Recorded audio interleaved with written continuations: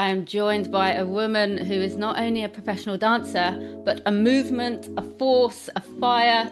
Illana Gambrill is the founder and fearless soul behind DanceBox, a sacred, electrifying space where movement becomes medicine and self-expression becomes liberation. The thing is, with movement, tale as old as time, it is medicine. The start of the journey truly came from just a gut feeling. A few months in, it was like cues out the door of this sports hall. It wasn't as deep as it is now. It wasn't like this whole earth changing movement. Anything that's going to be good for you, you're going to feel. Everything feels delicious and juicy to me. When I'm in that space, it's like something comes over me. It just fires something up in me. On the Sunday morning, I woke up, I went downstairs, I opened up my laptop and Hello, and today on the My Kind of People podcast, I am joined by a woman who is not only a professional dancer, but a movement, a force, a fire. Illana Gambrill is the founder and fearless soul behind DanceBox, a sacred, electrifying space where movement becomes medicine and self-expression becomes liberation. DanceBox isn't about perfect technique or polished routines. It's about that raw, radical empowerment, and it's about remembering who you are when the world has tried to make you forget. And Illana is the kind of person who reminds us that dancing isn't just something you do, it's something you become. And she is definitely, most definitely my kind of person. So welcome to the podcast, Illana Gambrill. Thank you so much. That was a gorgeous introduction. Thank you. I spent all day on it. But welcome. I'm so excited to have you. You've been top of my list for a good while, but there's been a delay on my part because I was like, I really want to have this conversation, but I feel like I have to finally, I think I said in my email, grow some tits and You get to did. a class of yours, because I was like, I feel like it's not fair to have this conversation when I haven't thrown myself into the fire and experienced it myself. It was so lovely to have you. Oh, thank you. And I've never felt an energy like it. I've never seen an energy like it. So yeah, I'm really, really excited to, speak about that today and a little bit about how DanceBox came to be, and the message you're trying to share. But I wanted to start off letting people know, where have you grown and flown? So where did you grow up and where are you now? I grew up in Essex, just outside of East London. I'm pretty sure everyone knows what Essex is. There was a famous TV show. Um, and I lived there for 37 years, and now I live in Los Angeles. Nice. I used to be a Los Angeles girl myself. Whereabouts in Los Angeles are you? I'm currently living in mid-city, so it's a perfect location to get to pretty much everywhere within I like was going to 20 say mid-city minutes. girl. That's good. I was all the way in the Angeles forest for a long time. I Were was, yeah, you? yeah. So I actually did a private class there, like in one of the campsites the other day. It's like 2 hours away. amazing. Yeah, so our camp's actually moved further down, but that's exactly where I was. I was at a camp. It was called Canyon Creek up in the Angeles forest. No way did you do it for Live Canyon there. Creek. Yes. Yeah. What? That is amazing. That's crazy. That's like proper like California living. Like I'm in the Yeah. city of LA, which is pretty much a London. You were like living. Yeah, for real. Wow. Yeah, I did that for a good fair few years. I'd say 3 or 4 years. I was back and forth from the UK. And then because of like camp life, as you know, lots of awesome outdoor soul spiritual people. I've probably been to every bit of, I think I know LA better than London at this point. Wow. Been here, there, It's and everywhere. sensational over here. Like I honestly, it blows my mind every day. Yeah, and hopefully we'll get to talk about that as well and a little bit weave it in. But I wanted a kind of warm up question for you. What Sure. is one song that no matter where you are or what's going on, gets your body moving and your soul on fire? Um, I think this is controversial just due to the artist. Okay. But it's always Michael Jackson. They don't really care about us. Love that. The beat and the message behind it, especially with everything that's going on in the world right now, even before what's going on in the world right now, it just fires something up in me. Yeah, I would say that I agree. There's that beat when you hear it, so distinctive, and it basically Oh, that it that just growl behind it. feels primal. Mm-hmm. Mm-hmm. Yeah, that is a good one. I would say mine is Like a Prayer by Madonna. That as well. I kid you not. So that's actually there's a memory from camp that we're working late. I was got guys like I'm up on the early tomorrow. I've got to go to bed. I've traipsed all the way across camp, like a good mile and a bit. I've got to the porter cab, like the little sort of cabins, and Yes. then I hear it. And I'd just taken my shoes off. I've never put my shoes on so fast. I had a second wind. Everyone's like, she's back. They said, we knew it. We knew it. That was your wolf cry. It's such a powerful song. Have you heard the Deadpool version? I think I played it in the class you were at. Oh, no, I don't know. No, maybe it had gone to the Send you toilet. it after this because it's spine tingling in the Oh my best way. goodness. I love it. Yeah, that for me doesn't matter where I am, I'm coming back. I rose I rose from the dead that night. My friends knew it too. We were like, nah, she's not going to bed. We know what will get her. Okay, so I like your choice too. That's a good, solid thing. And if another little warm-up one, if Box had a mascot or a spirit animal, what would it be and why? Panther. Panther, why? There's two reasons. One, because I love how powerful they are Hmm. and they take up space without any apology, like a lot of animals do. And they're so sexy and unapologetic.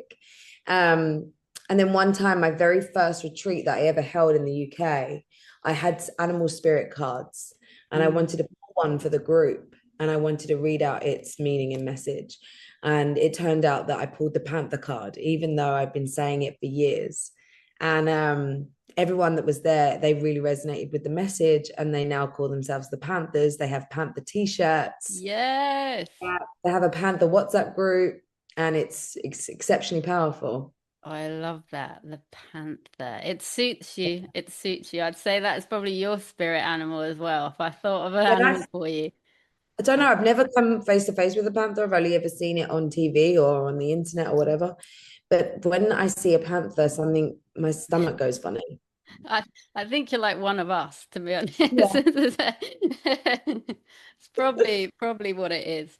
So we've sort of gone a little around the sides of it. You've created a company called DanceBox. I don't think it's fair to say company. I think it's a movement.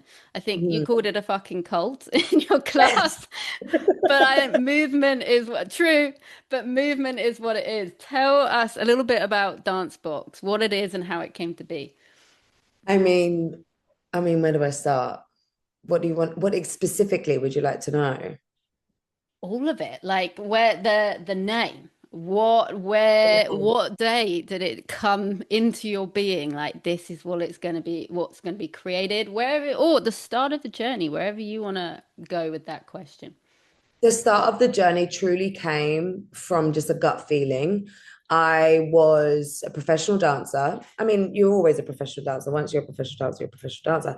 But I was working for artists and I was getting a little bit sick of the way we were treated. I was getting a little bit sick of the toxicity within the industry. And I started dance because it was my safe space, it was my joy, and it was my release. And now I'm in the industry, my biggest dream ever. And I felt awful. I didn't feel good.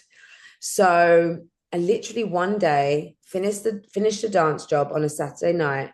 On the Sunday morning, I woke up, I went downstairs, I opened up my laptop, and I created a Facebook group and the group was called Illana's Adult Dance Class. And I basically said, for anyone and everybody who wants to dance, if there's a demand there, I'm going to start a weekly dance class in my area.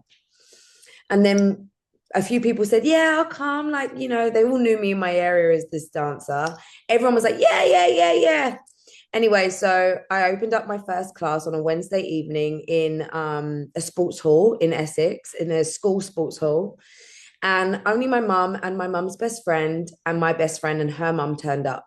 And my mum did say to me, listen, a lot of people might say they're going to come, whether they do or not is a different story.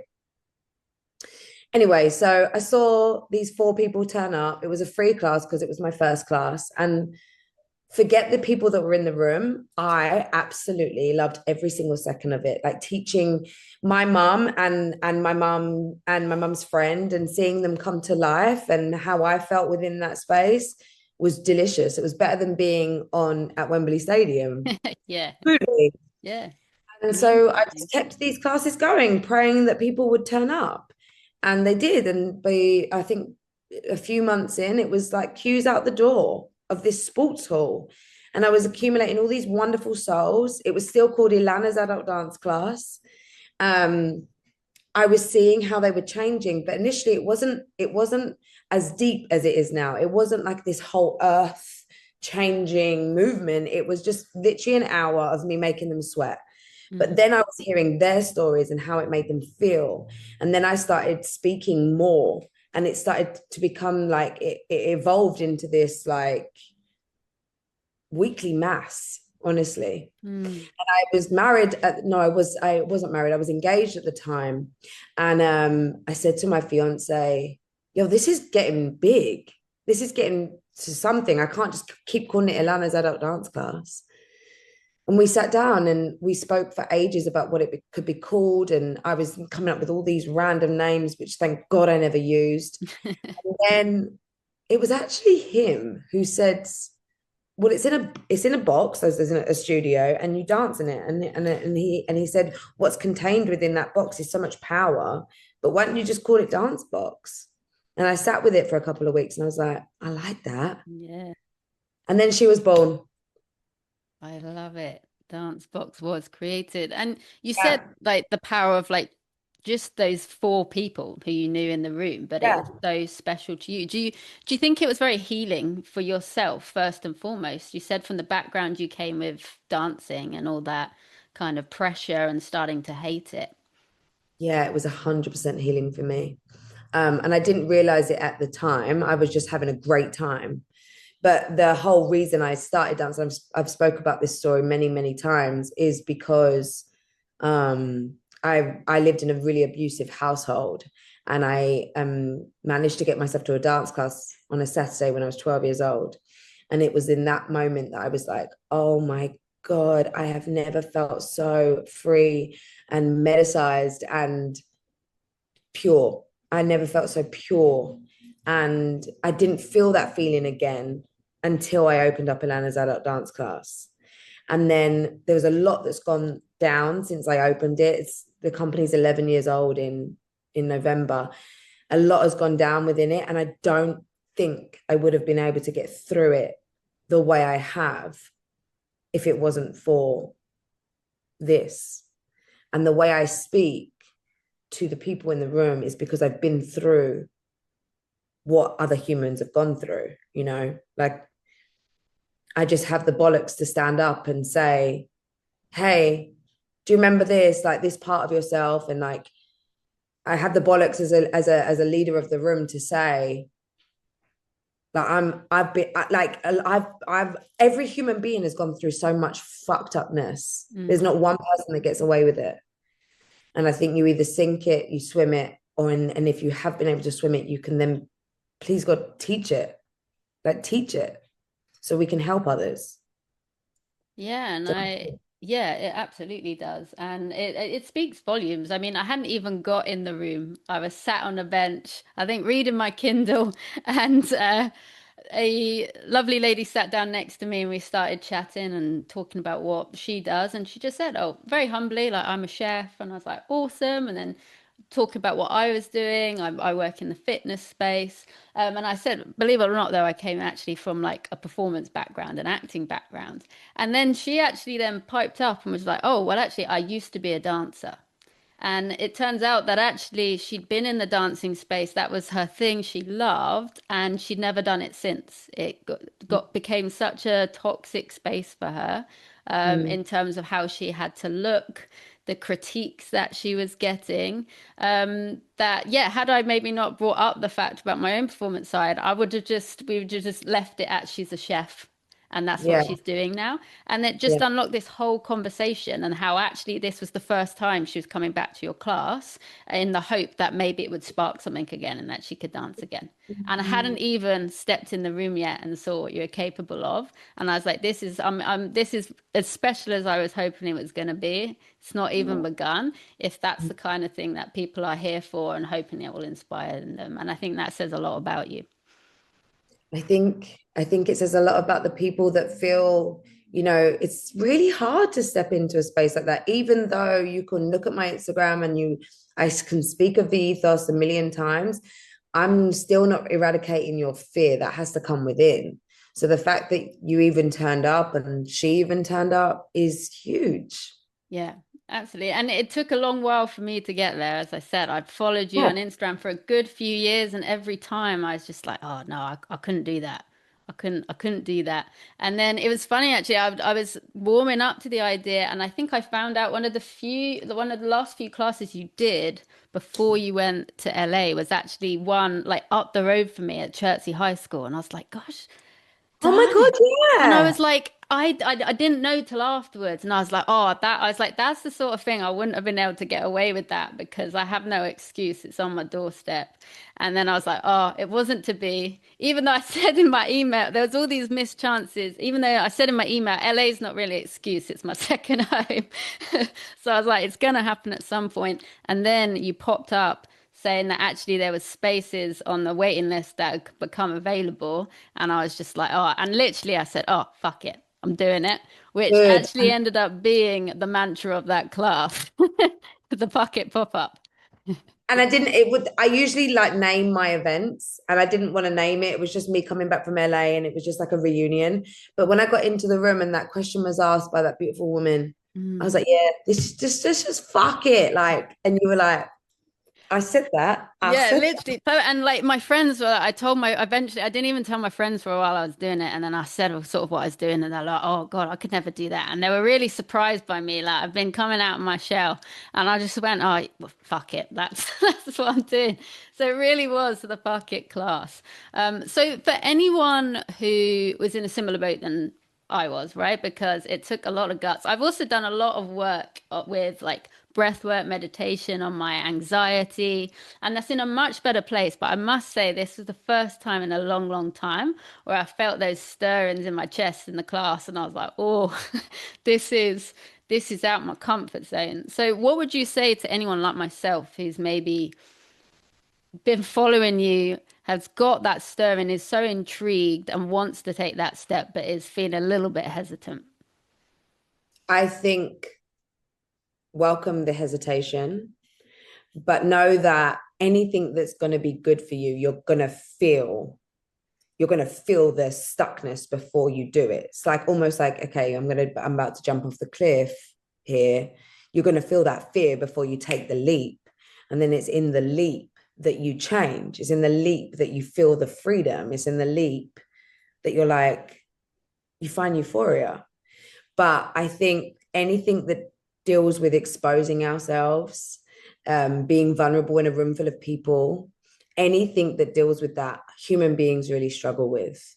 Whether you fake it or not, people really struggle with it because we are raised to believe that we are judged if we look stupid or if we get something wrong. It's all a big, fat, judgmental space where, as a kid, I used to hear all the time, don't do that because that makes you look like da da da da da, and be like this because you have to be like this to get ahead in life. And then you like feel all these constraints and it stunts us completely. And then we get to adults who are basically just children running around in a larger body, being confused about how they should show up. And then there's this woman in front of you saying, just do it.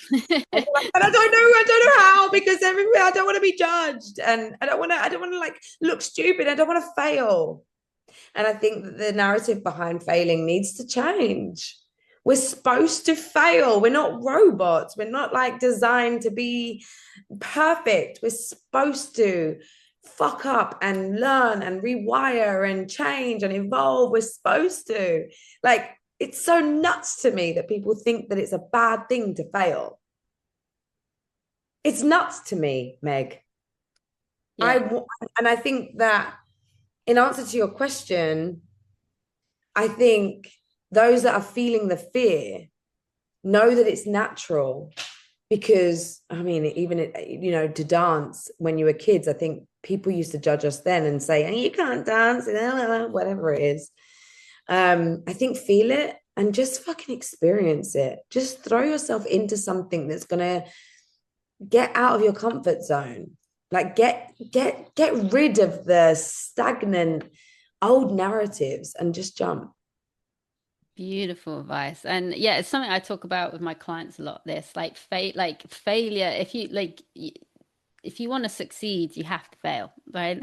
It's part of the process. And actually, by failing is how we show up better. And it's by not being willing to fail, you're missing out on the experiences. And really, like, confidence is something I had to go on a long journey and learn about, right? I always thought confidence is something other people had, and I was almost waiting to acquire it. But confidence comes from the doing, the experiencing and gaining it that way. Whereas so often we're like, oh, it's not worth the risk. And I think children are so fascinating with this. Like if you know anyone who's got kids or kids in the family, if you just watch a kid like go in the playground, right? They're like head first on everything. They're just this like no fear about failure. Yeah, somehow as we get older, we lose that. We lose that ability to like play, really, give things a go, fail, fuck it up, and then we learn. And that's how we've done everything. We try I think something out, fuck it up, then we learn. the tiniest of words as a kid because I loved being that. I loved being a kid. I loved being like, let me just jump and see what happens. But then I hear the words, be careful, don't do that. Make sure that you don't tread on that. Like, and then you go, I'm gonna run, and then actually I was told to be careful here. So and our bodies just start. It's like chipping away at our freedom and our inhibition, like our inhibitions just go wild. And then before we know it, we're just these trapped adults Yeah, being. and it is. It's just like sentence by sentence, word by word, right? We're not like that when we're kids. We just go, but then it's like the diff other people's experience coming in that just Yeah, slowly chips that away. And like, yeah, of course, we've got to learn safety and be careful with things, but we do. We just more and more we get end up having so much constriction that we just forget how to play in this unwillingness to give things a go and fail. And I've been learning by experience, actually, that is where confidence comes. You just keep going and putting yourself out there and being in it. And it's that I think you can have a intellectual understanding of things, right? We're intelligent human beings, but then that's that experiential understanding. And I think recently having that experiential understanding of like, oh, I've been failing by default. I've been failing anyway, and I've been missing out because I'm just not showing up at all. absolutely. That's And so bang on.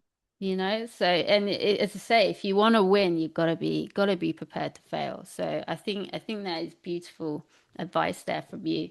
And it was very special, as I say, your class. I wanted to speak to you before I even did the class with DanceBox, but I was like, I've got to go in. I've got to be prepared to fail. I've got to put myself in the experience. And it was I've honestly never experienced anything like it, genuinely. The atmosphere in that room, the power between women, but also I'd said to you, I'd wanted to speak to you beforehand, like very clearly, a very empowering person, especially with women. But I was really blown away as a business owner as well, and also someone with my own community of just how powerful that community is that you built. Like you'd been in the room for about 2 minutes. I'd never been to your class before. I was getting to know you. I hadn't met you in person before. And without a doubt, I was sat there like, these women would walk through fire for this woman. Like like that was honestly what was going through my head. I was just looking around in awe and I was like, I actually is like not a question. If these women had to suddenly go walk through fire, they would do it. How Oh, do you create that sort of sacred space and the safety to create a community like that, where literally a complete stranger has no doubt this room full of women would walk through fire for you and for themselves? um, how do I create that?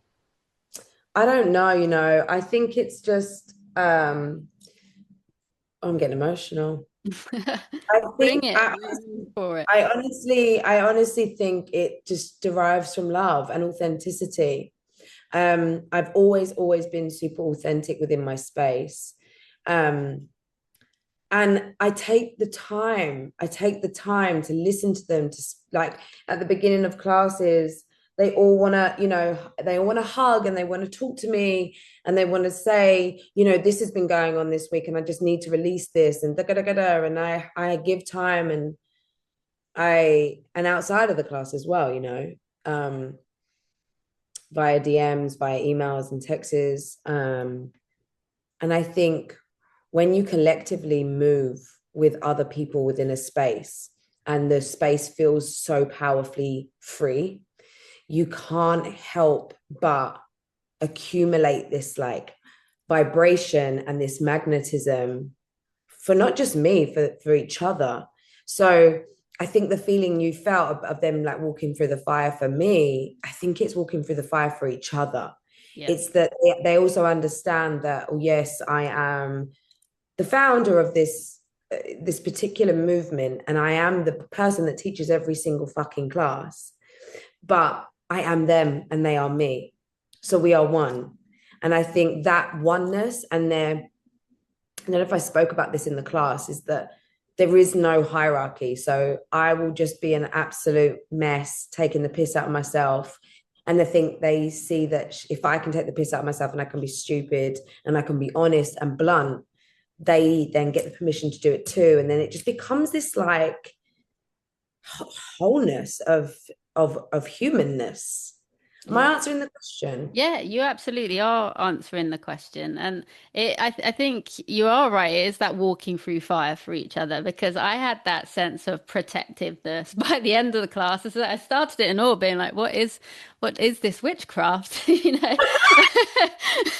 This woman, like like they're under her spell. I was like, and I feel like I'm something's happening. I'm falling for it too. But genuinely, by the end of this class, I was like, I would walk fire through all of these women, let alone just the one of them. And I think it is that sense of silliness and freedom. And I love that you said about mess as well. That Mm, really resonates with me, because you did something in the class where you went round each person, you just had to say a word. yeah. And I could tell my anxiety was coming back a bit, because I was overthinking that bloody word way too much, right? Like, what would be the perfect word? What can I Right. say? And I think I maybe said curious or something, which I meant, it was true. But then you moved on, and it literally got two other people later, and I was like, messy. Mm. That's actually the word I feel, not the word that I was trying to think in my brain. What's a good word? What would be the most articulate word I could say? You went on, and I was like, messy. That's actually the word I feel. Like, I feel messy right now. Like, I feel all of the things and I Yes. feel a bit of a mess. And I want that. I've been in spaces before where I've been asked to do things like that. And I too will be like, what's the best thing I could say? This is a new environment for me. And then I'm like, nah, I'm fucking anxious, actually. I feel like a mess. And I feel like there needs to be more permission of that. Like, you've just stepped into a space that is so alien and you have no idea what's about to happen. And I am roaring at you. And you're like, tell me that then. Yeah, and the song was Alien Superstar. I was like, too fucking right. I was Yes. like, I don't know Yeah. about the superstar bit yet. I was like, I feel like a freaking alien. Yeah, It's it's good. perfect for it. But yeah, messy. And I think that really you do give permission for everyone to do that. And the way you structure the class is beautiful as well. And why do you think movement has this power over people, especially with like trauma and that unlocking of that freedom? Why do you think movement is so powerful? I think that we have always been told that you need to be good to be able to move. You need to be good at it to be able to move so freely. And I think when we strip that away and we remember that, I mean, still in some cultures, they use it as medicine. Dance is their hospital. They don't take substances, they don't take pills, they dance. Because when you move, I mean, thank goodness we've been given beautiful, able bodies so we can move. We can do whatever we want with our limbs. Yeah.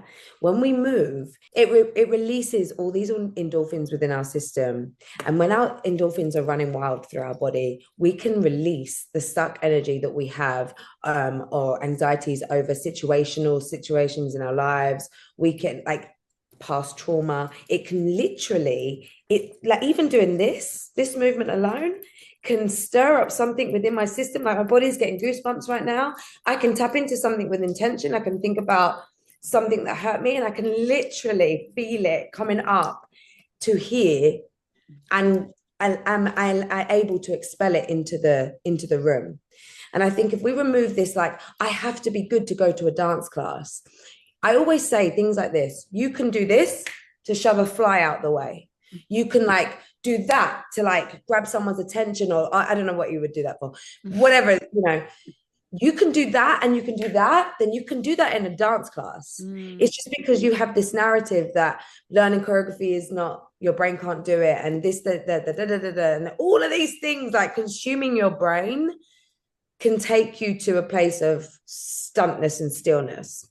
And the thing is, with movement, tale as old as time, it is medicine. So you shove things out the way, you can hit things, you can scream it out, you can shake your body. I had a beautiful private class with a beautiful man yesterday who is so stuck. His body is so stuck that he even found it hard to, like, do high knees.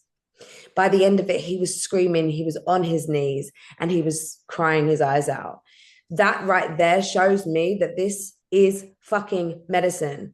All he did was shake his body for pretty much 2 hours, and shit was coming out. And he was telling me stuff about his father. He was telling me stuff about his stepmother. And he was like, I didn't know it was still in my body. And he was spewing it out. Wow. Like, this is what society is stopping themselves from feeling. And I know a lot of people I don't want to feel because I don't want to open up Pandora's box. Fine, you can stay stuck then. You can stay stuck, and you have to come back to life once you pass away and repeat the whole cycle again because you didn't learn in this lifetime. And who wants to come back when the world is fully robotic? Yeah. No, thank you. Thanks. We'll leave it to Elon. And I don't want to dance with him, I'll tell you that for free. Fine.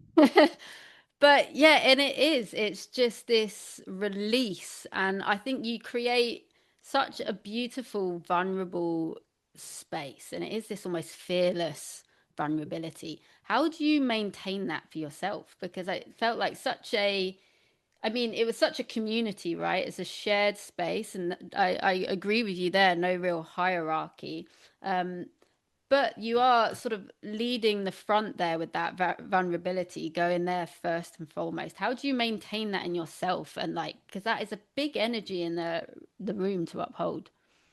How do I maintain it throughout the class or in my Throughout the day-to-day? class, and I guess after too, like, you'd said at the start about, even just at the very beginning for you, that those, like, your mum, your family, those four women in a room felt like Wembley. It does feel like that in a class of yours, right? It feels like you're Feels like an freaking, arena. people always say, "Oh, hello, Wembley." I've always wanted to say that. That's the only way I think I can describe your class. It literally felt like freaking living "Hello, Wembley." How? Hello, Hello, Wembley. Wembley. Like, literally, It's gonna but, like, happen, you know that. feeling it in your body. So if you ever want to feel that, come to the class. I tell you that. You're once in a lifetime moment. How do you, first of all, maintain that in terms of that vulnerability you're able to give and keep giving, but also that going from that high of the class regularly for yourself because you're teaching that. It's one thing me coming and being able to turn up to a pop-up, but you're doing this week in, week out, multiple times a Yeah. week. How do you maintain Yeah. that? It's a bit of a spiritual answer. I truly believe I am a vessel to whatever you see, I believe comes from another source. Because yes, I am in, like, Illana, without being in DanceBox, is full of life. And I'm so, like, lover of life, and I want to seek and be and everything feels delicious and juicy to me.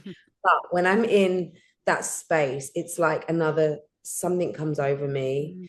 And I often say I have to get the classes recorded because I'm not sure sometimes what happens. I'm not sure what I say. I'm not sure what energy I'm giving.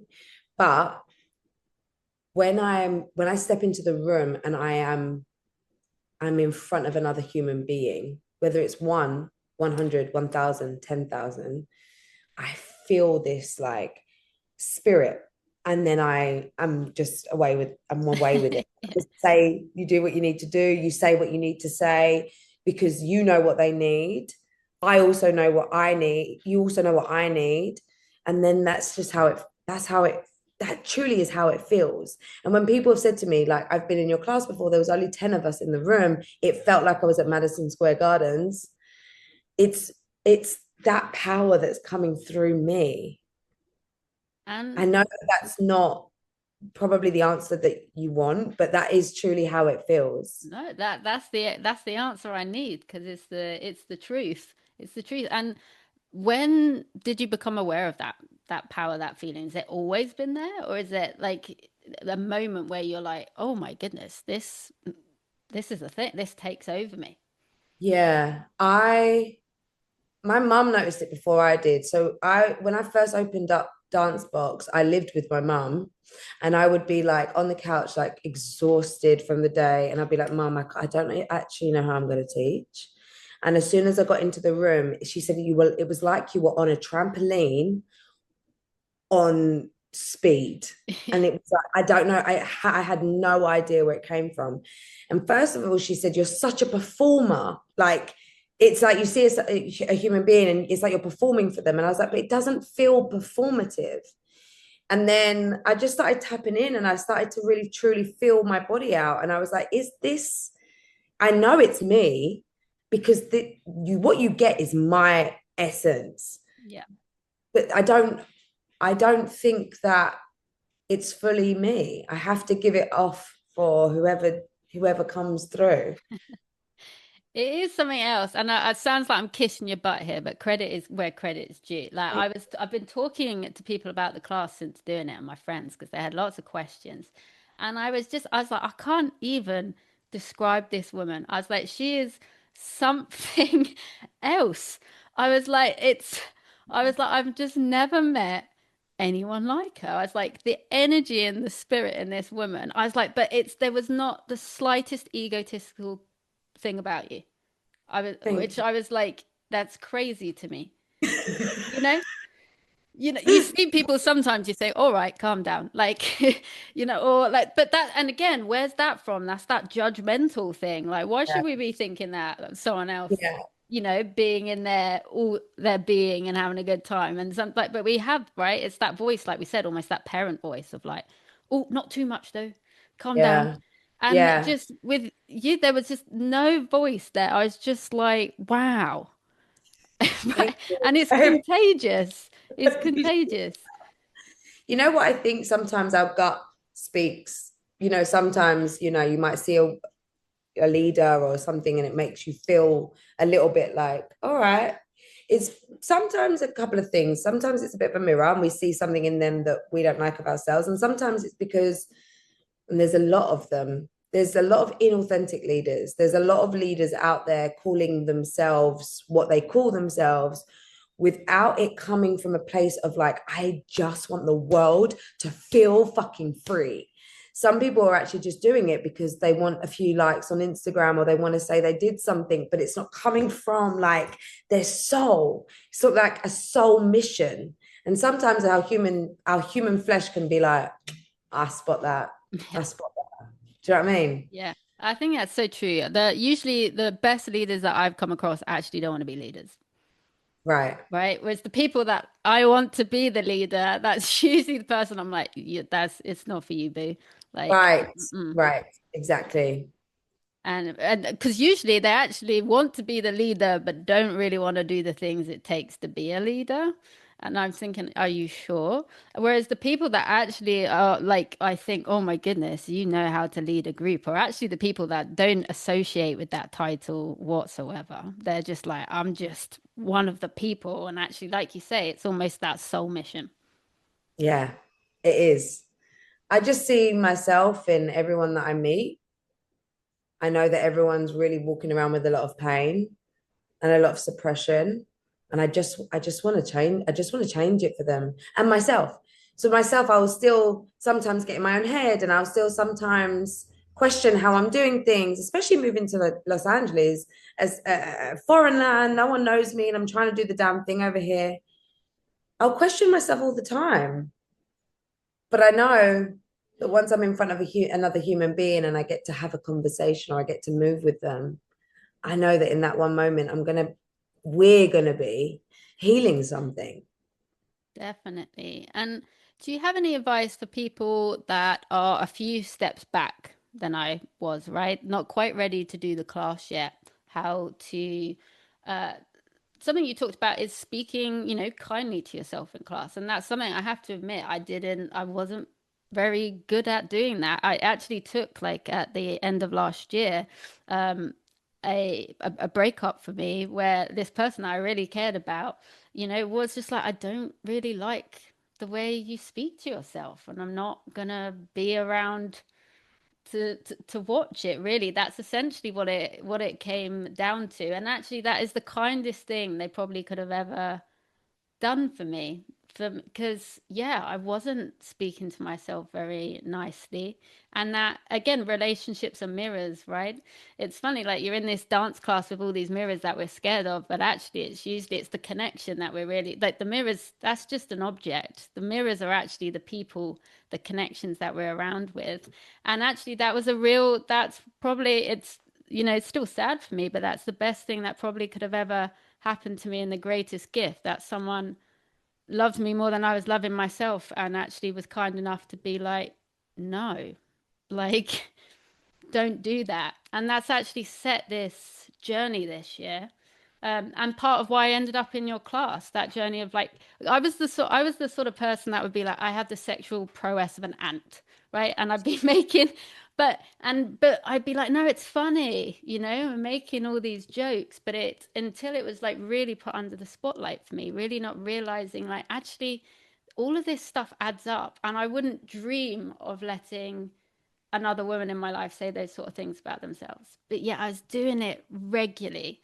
So that's a big share there. But, like, what would you, Thank you I for feel sharing. like hopefully that is relatable, because I do see other women do it all the time. And I'm like, no. But actually, Mm, in myself, it really took that, someone I truly loved so much and cared about so much. And as I say, you have to believe things happen for a reason. I don't think anything else would have actually made me be like, this has to stop. Like, mm. no, we're not doing that Someone anymore. say it hurts too much to witness this. I've got to go. That's a huge, huge moment for you. Yeah, Thank you for sharing. you're welcome. You're welcome. And it makes me emotional now, but I Mm, wanted to have this conversation and be real with you about it. Hopefully, it's so, like, someone else hears that and is just like, yeah, you know, no, why do we do that to then, ourselves and not? And Meg, I have taught thousands of women in the last 11 years, like thousands, and every single one of them has always messaged me after or before or whatever. And the main source of their problems is the self-deprecation. It's almost like goes back to when we were kids, where people would nitpick at us or say certain things about our image or whatever, and it's like, well, we'll get there before anyone else does now, so let me just deprecate myself before you can. And actually, it's the first thing that it comes here before it comes here. yeah, We have the chance to rewire that. But you are not alone. You are not alone. It's just how we rewire it. We've got to change it. yeah, We've got to definitely. change And I it. think we all have our click moments, that I like to call it, that moment where, just something clicks and things turn around. But it's those little things that do add up, and that, like I said, it also taught me a lot about leadership. I have my own business. I empower other people, right? And to step into their light and, use their fitness, use their health for good, and realize how awesome they are. And I lead people in that, but I wasn't leading myself. Mm, And that's a really powerful thing. Yeah, I sat in your class and I was like, this woman literally, like, freaking means it. Like Mm. she's not just empowering other women. I was like, she fully believes this with her body and her soul. And like I said, it's contagious because she can't help be like, she's on something. I used to I get know, let me say it definitely was the love of life. It was nothing else more than that. But I was just like, but you're like, I want some of that. Like, I genuinely believe that you believe it. And I like you had so much conviction that I believe it too. So I went on a big sort of journey there. That's the ADHD in me. But the for anyone else who says few steps, that maybe is, the Meg of yesterday who thinks she has the sexual prowess of an ant. What would you say to those women? What's those small steps you can start? I want to firstly start by saying, whoever's listening to this, watching this, please don't look at someone like you've just heard the way Meg has spoken about me and what she sees in me. Please don't ever think that everyone has always had their shit together and is flowing and flying through life. The reason I've got to where I've got to is because I spent, from the minute I came out the womb until the minute I left my husband in 2020, I spent so many years being abused mentally, being told how disgusting I look, how loud I am, and how revolting that is. And anything that you could put a human being down, I was, whether it be by my father, whether it be by a school teacher, whether it be by a dance coach, whether it be by my husband, whether it be by friends, my chosen friends at the time. Until one day I said, fuck this shit. Like, I get one life here. I get one fucking life here. And I spoke about this at the class. I'm going to let all these people tell me who I am and how I should be. I used to get told at like dinner parties when I'd get so like turned on by something someone said and I'd get loud, I'd get told like, shut the fuck up. And so I would sit like this. Yeah. I get one fucking life and I'm going to allow them to penetrate my mind, not only my mind, my spirit, my soul, my heart, my flesh, my veins. And I'm going to be small. Both physically, I was tiny, my voice was small, I was so inauthentic trying to be everything everyone else wanted me to be. Until one day I said, fuck this shit. I can't do this anymore. And for those that, I don't want to say like 10 steps back, for those that are in that space where they're like, I can't because I feel so debilitated in who I am, I want you to just sit down and silence and name the voices that of these people. It could have been some geezer in the fucking park when you were 6 and you never saw him again. Name him or her, the girl that got into your system and told you shouldn't be this way. It might not be anyone else's voices. It might be what you see on TV or what social media tells you should be. I want you to sit and I want you to claim them, and then I want you to name them and get rid of them, because these things are stunting your life, not theirs. You're the one that is going to be walking around with this so-called poison that's stopping you living, breathing correctly, walking how you want to walk, being, dressing, everything. It's down to the little intricacies, not even just going to a dance class. The way you wake up and put your feet down on your bed, on the floor of your bed in the morning. It's everything. It consumes everything, to the point where I've actually recently, I was seeing certain things on Instagram that was really getting into my heart. I was like, I'm not doing okay. I was like, what is this? Because all my friends are amazing, my family are amazing. What is this? I looked it up. I was flicking through Instagram and I saw this one thing and I was like, it's this. Unfollow multiple of them. Things are out there to design to make you feel shit. So that's your question. What's my advice? Mm-hmm. My advice is always so simple. Silence it and fuck it off. Yeah. Like, sit with it, figure it out and fuck it off. You get one life. That's it. Just tell yourself that every day. One life. One life, silence it, fuck it off. Love, love, love it. It's great advice. Thank you. And it's the sort of advice I wished I'd I'd heard earlier, to be honest, as well. And you've taught me a lot. I think lots of people are gonna, in the short space of knowing you, and I think a lot of people are gonna have some big takeaways from this episode. What are some things that your students have taught you about courage and confidence from your classes that have surprised you? Wow. This is the part where this is the part. This is the part. Them. They are just, all right. So, like 6 or 7 years ago, I've always been this way when I teach.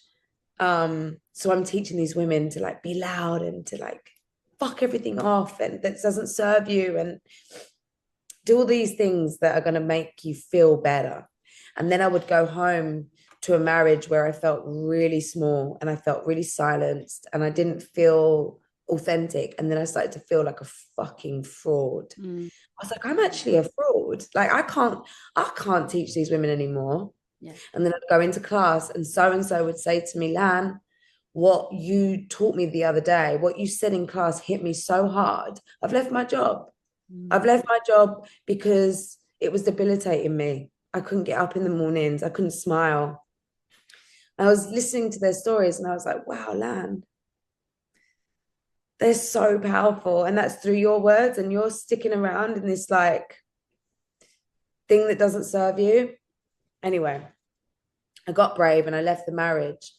But since then, that was in the end of 2019. So there's quite a few years have passed. Mm.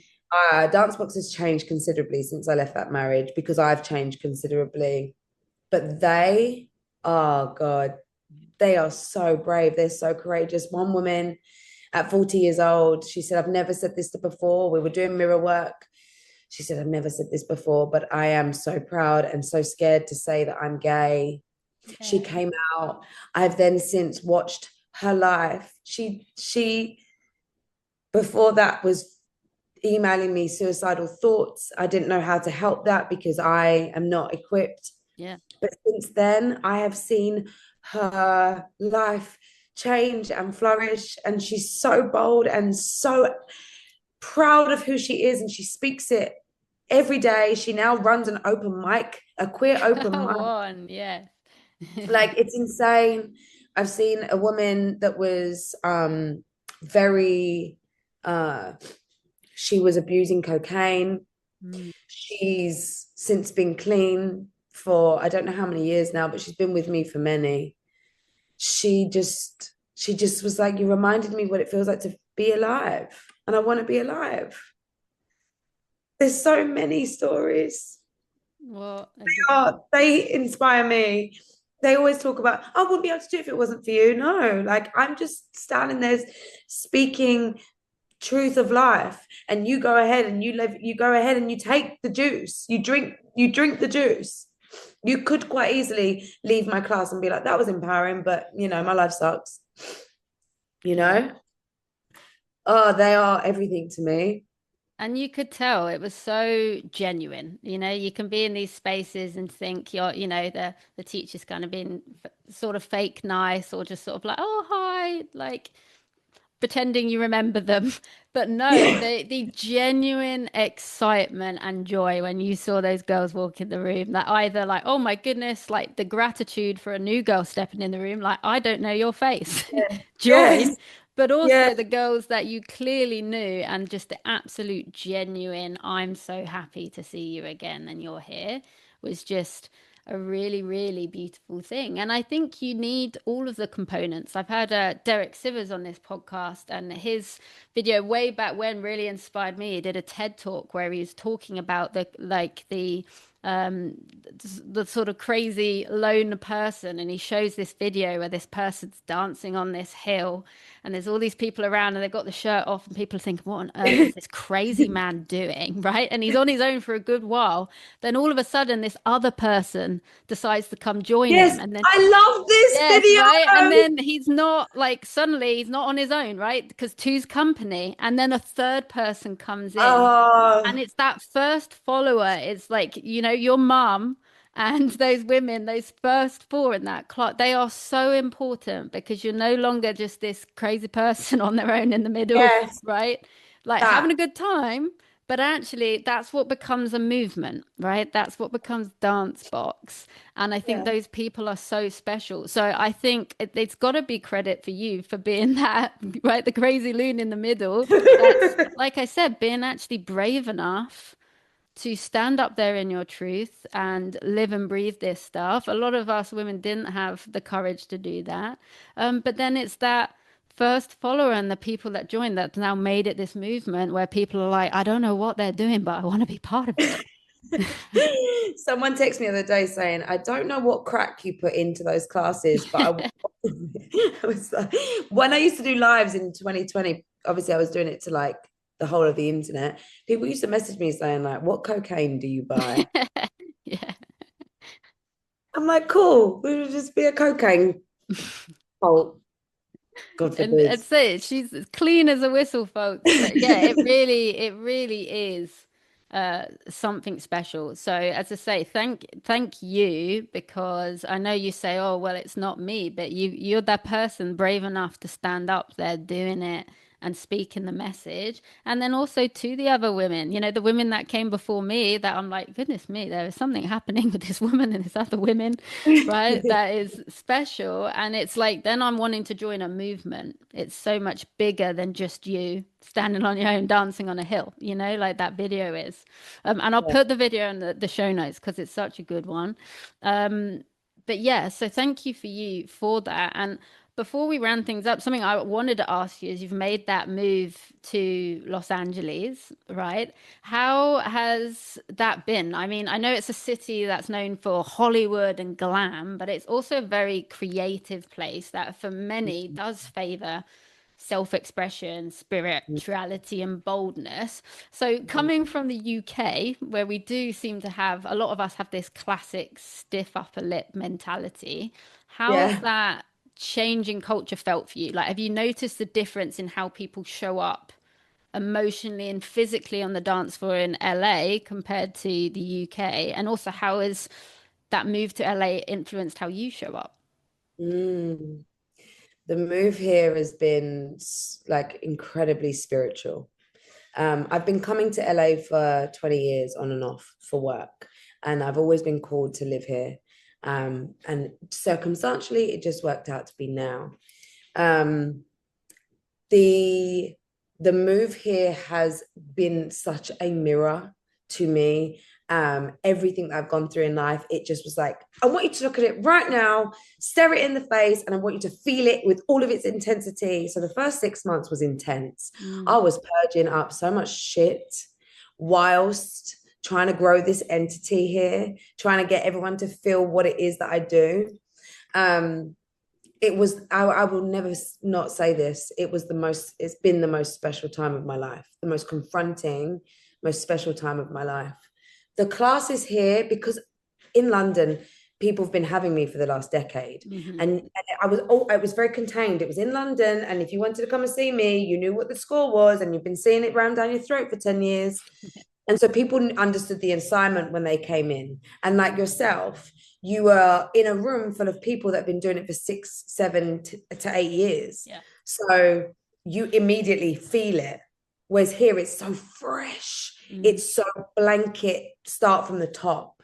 So it's been that journey of like getting people to understand that they're safe, getting people to understand the method of the movement and all the things. So initially, I would say that it's been, I found that people from LA, depending on what part of LA I'm teaching in, find it a little bit difficult to get their freedom, Okay. yes, straight away. But in London, I've been so used to everyone just being like, because they've just been doing it for so long. But now that I've been here for like 7 months, nearly 8 months, wow, the things that I'm seeing, like LA, people will say to me, like, isn't that in LA full of like snobbery and, this, that, and I'm like, you guys, Yeah. so special. People are Agreed. so connected to themselves that when they get these opportunities to do what I'm teaching, wow, the stuff that is happening on these dance floors, the connections I am making with these incredible souls, they are teaching me so much, so much. And you know what's beautiful about this place, and you'll know this. 90% of the people you meet, they have chosen to leave where they were born and be here. Yeah. We've all got this beautiful thing in common. And I'm finding these incredible souls that get it. They get it, they get me, they get DanceBox. It's just, I'm not answering the question. I don't know what the question No, is.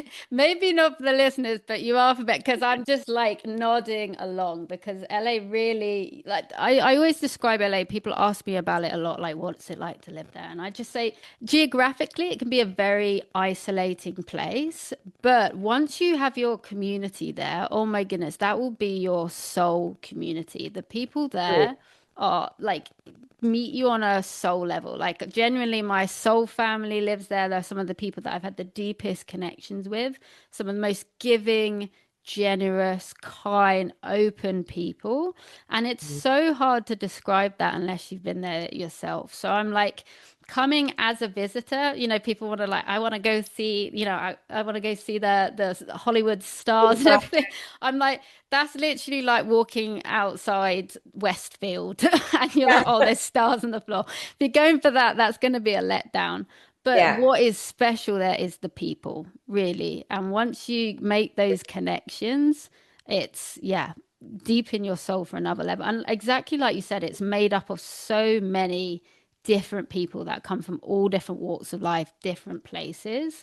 And it's cheesy, but they do call it the City of Stars, and it really is that idea. Like so many dreamers there, just coming from different places and trying to make something better of themselves, right? And all supporting each other and coming together. It's a very special. that's the thing. Everyone can sit at the table here. That's the difference I find from the UK. Like everyone's dreaming and everyone's got a goal. Even I've got friends that've got the same goal as me. Yeah. We will sit at the table together and say, how can we help each other? Yes. I never had that in the UK. I'm not saying it doesn't exist there. I just never experienced it. I agree. I think it's a lot harder. It's something I talked about. Like when I go back to LA, I've got so many opportunities and so many people there being like, how do we make it happen? Like, no Yes. problem, right? Yes. I know people like, and it's not Yes. just again, it's not just because oh Hollywood and things. Like, there's a lot. Like, this is also just humble people doing everyday things. Right. It's just that mentality, that community, that connection of like we'll figure it out. Like we'll figure it out together. And I do think here, don't get me wrong, I've got my friends that I've literally known from school. We're talking about 20 odd years, amazing friends and family. But I do find things a little harder here.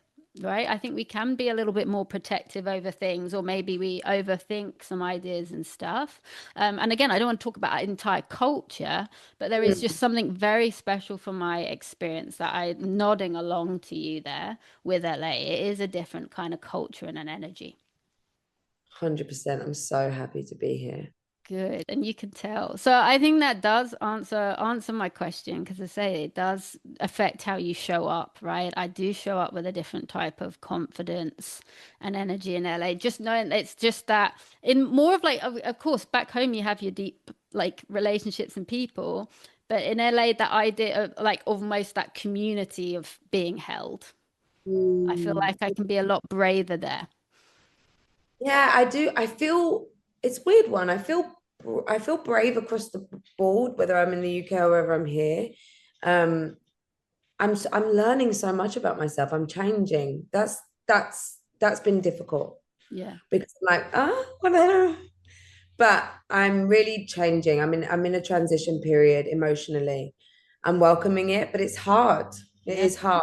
And I think if you move to another country and you don't change and things aren't shifting, like maybe we need to look at something. Yeah. And it is. It's that, stepping outside of your comfort zone is always going to be hard, but once it expands, it's never going to be that small again. And there's that Glennon Doyle quote that I love that it's not hard because you're doing it wrong, it's hard because you're doing it right. I love that woman. Me too. I would walk through fire for her. And Same. you. Well, thank you so, so much again for sharing your energy today. I felt lucky enough to experience in the class, but to share it a little bit more, I really appreciate it. And for so many people that listen, how can we show some love back? How can we support you in DanceBox? I'll make sure I put all the details in the episode notes for people to find, but how can we support you? You can go ahead and follow me on Instagram. You can seek out what I'm saying and maybe implement it in your life. I think that's the best support I could ever ask for, is for you to jump. Yeah, I love it. Thank you so much, Alana. I appreciate you. And hopefully, anyone who listens to this can have some big takeaways and feel that panther within them. Woo, let's go. And as I say, if this has sparked some questions in you, if you would like to check out DanceBox, I know a lot of Americans listen to this as well, then please do reach out and find yourself in Ilana's inbox. But thank you so much for everything you shared today. I really appreciate it. Thank you for having me. It's been a pleasure to speak with you. Okay, speak soon.